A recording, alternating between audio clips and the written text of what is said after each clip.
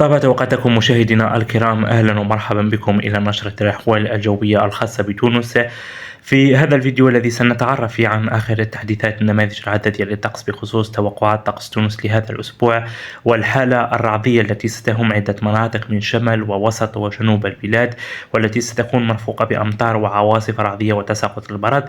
سنتعرف في هذا الفيديو عن آخر التحديثات وآخر المستجدات بخصوص هذه التوقعات، لكن قبل أن نبدأ وندخل في الموضوع ارتأيت أن نبدأ من صور الأقمار الاصطناعية والتي توضح انتشار واسع للسحب الرعدية بمناطق تونسية، جزائرية، ليبية، كذلك وصولا حتى للمرتفعات المغربية. نتحدث عن مرتفعات الأطلس الكبير، المتوسط، المناطق الجنوب الشرقي للمغرب.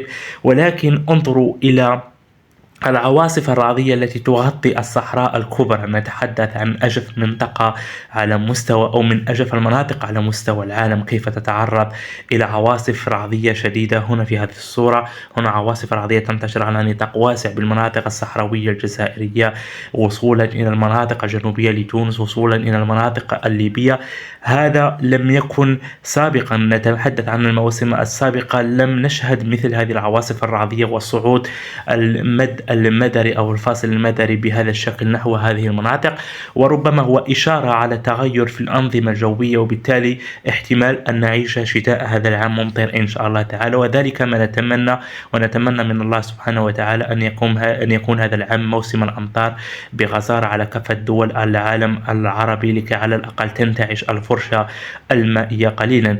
بخصوص صورة الأقمار الاصطناعية والتي سنتحدث فيها عن طقس تونس كما قلنا، وسنخصصها للحديث عن أحوال الطقس بتونس، كما يظهر لكم من خلال صورة الصات الانتشار لسحب رعدية، لكن تبدو سحب عموما ضعيفة على المناطق الجنوبية الغربية عند توزر شمال رجيم معتوق، تصل إلى شرق أو تصل إلى غرب قابس، مرفوقة ببعض العواصف الرعدية.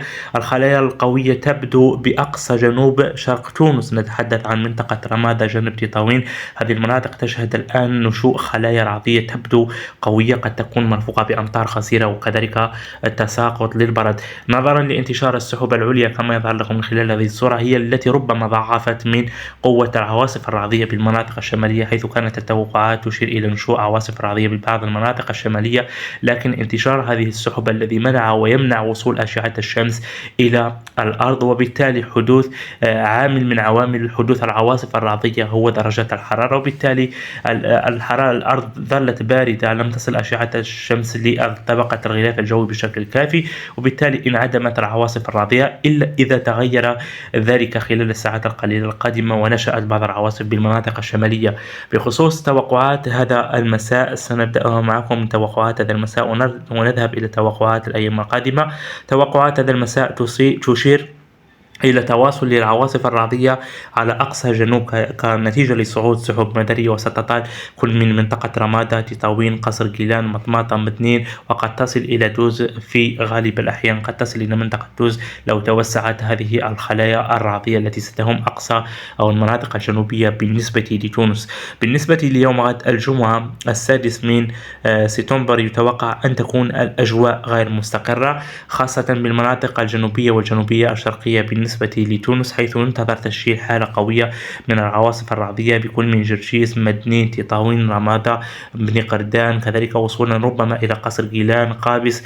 وقد تطال بعض العواصف الرعدية وقد تنشأ بعض الخلايا الرعدية بالمناطق الوسطى والشمالية كسيدي بوزيد، سن، كذلك سيدي منصور، بئر علي بن خليفة، السليان، الكاف، تجروين، تلة، كذلك مجز الباب، فاس، تونس العاصمة، وقد تطال السجدان. هذا لا يعني أن العواصف الرعدية ستشمل هذه المناطق بالذات. نحن نتحدث عن عواصف الرعدية، عن نشوء حالة من عدم الاستقرار الجوي قد تنشأ في منطقة وتمر على المنطقة التي ذكرنا مثلا محاذية، وبالتالي لا تصيبها الأمطار، وبالتالي يصعب التنبؤ بدقة بالعواصف الرعدية، ونحن نقول بأنها توقعات ويبقى العلم لله سبحانه وتعالى.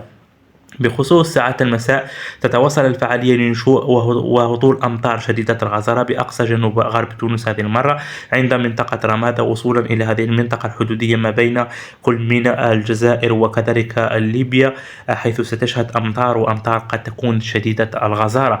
بالنسبة لنهاية الأسبوع يوم السبت 7 من سبتمبر، يتوقع خلال ساعات المساء احتمال نشوء بعض العواصف الرعدية عند سوس السليانة، كذلك شمال سيدي بوزيد، وصولا إلى كل من مدنين وكذلك تطاوين. بالنسبة ليوم الأحد الأجواء ستكون غير مستقرة ابتداء من ساعات ما بعد الظهر، حيث يتوقع نشوء حالة من عدم الاستقرار الجوي ستطال المناطق الغربية كمناطق مثل بجة، كذلك الكاف، غردماء، تجروين، تلة. ستعطي عواصف رعدية وأمطار قد تكون أحيانا شديدة الغزارة، وفي حين ينتظر كذلك نشوء بعض العواصف الرعدية بالمناطق الجنوبية كشرجيس، تطاوين، رمادة، وصولا إلى أقصى جنوب البلاد.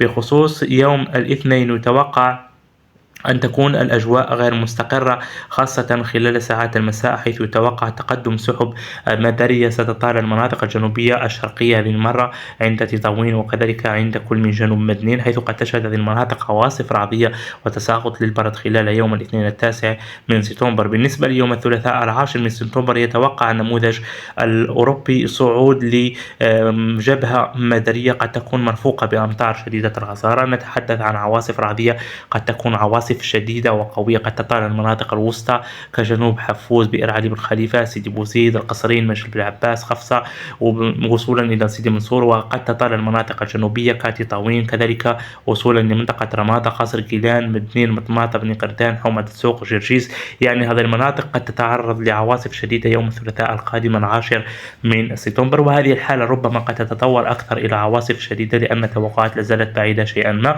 وبالتالي ربما نشهد عواصف رعدية قد تمتد حتى للمناطق الشمالية. بالنسبة لساعات المساء تتواصل الفعالية لهطول أمطار شديدة غزارة تأخذ طابع رعدي قوي جدا مرفوقة قد تكون بفيضانات وسيول على المناطق الوسطى والجنوبية عند سيدي بوزيد، بئر علي بن خليفة، القصرين، مجد بن عباس، سند، قفصة، كذلك سيدي منصور، سوق الأحد، مطماطة، وصولا حتى لشمال تطاوين. خلال يوم الأربعاء ستتواصل الفعالية لنشوء وهطول أمطار شديدة الغزارة كما يظهر لكم من خلال هذه الصورة على المناطق الجنوبية والجنوبية الشرقية بالنسبة لتونس عند رمادة، وصولا لتطاوين، بن قردان، جرجيس، حومة السوق، وقابس. هذه العواصف الرعدية قد تكون عواصف شديدة مرفوقة أحيانا بتساقط للبرد.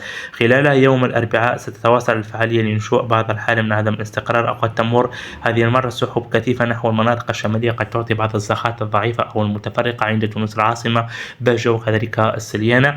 يوم الخميس أو مع نهاية الأسبوع يلاحظ اقتراب لمنخفض جوي إلى جنوب غرب القارة الأوروبية قد يدفع معه بجبهة ممطرة نحو المناطق الشمالية، وبالتالي ينتظر تشييد أمطار قد تكون شديدة الغزارة على تونس العاصمة، بجة، سوسة، السليانة، سيدي بوزيد، صفاقس.